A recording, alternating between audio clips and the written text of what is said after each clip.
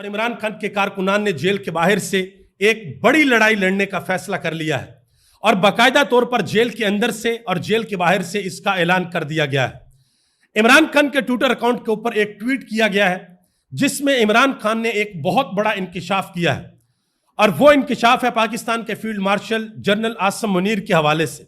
اس سے قبل عمران خان نے کبھی اس طرح کی کوئی بات نہیں کی۔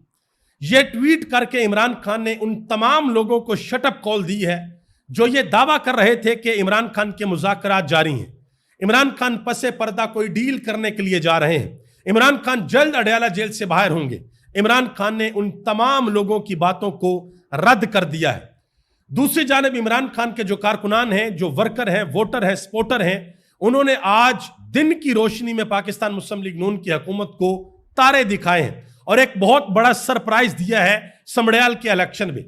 اس کی تفصیلات بھی آپ کے سامنے رکھنے کے لیے جا رہا ہوں، لیکن پہلے میں عمران خان کا ٹویٹ آپ کے سامنے رکھتا ہوں کہ عمران خان نے کون سا انکشاف کیا ہے۔ آج سے پہلے عمران خان نے کبھی ایسی بات نہیں کی جو اب عمران خان نے بات کی ہے، جو کہ واضح طور پر اس طرف اشارہ ہے کہ اب لڑائی ہوگی اور کھل کر ہوگی، واپسی کا کسی قسم کا کوئی راستہ نہیں۔ گزارش کروں گا کہ ویڈیو کو لائک کر دیں، چینل کو سبسکرائب کر لیں تاکہ یہ انفارمیشن کا سلسلہ آپ لوگوں تک پہنچتا رہے۔ عمران خان کا ٹویٹ آپ کے سامنے رکھتا ہوں، ذرا غور سے اس ٹویٹ کو آج دیکھیے گا کہ عمران خان نے اس ٹویٹ کے اندر کیا کہا ہے۔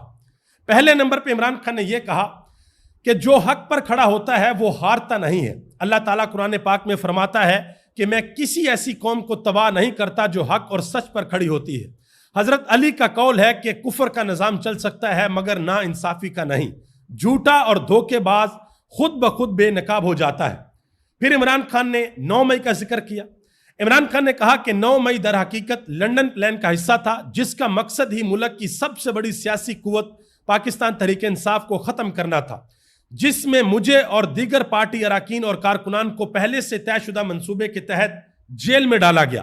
ہمارا مینڈیٹ چوری کیا گیا، چوروں کو ملک کے اوپر مسلط کیا گیا، ہم پر ہر طرح کی فسطائیت کے پہاڑ توڑے گئے، ہمارے لوگوں پر گولیاں چلائی گئیں اور ہمارے اوپر جھوٹے کیسز بنائے گئے۔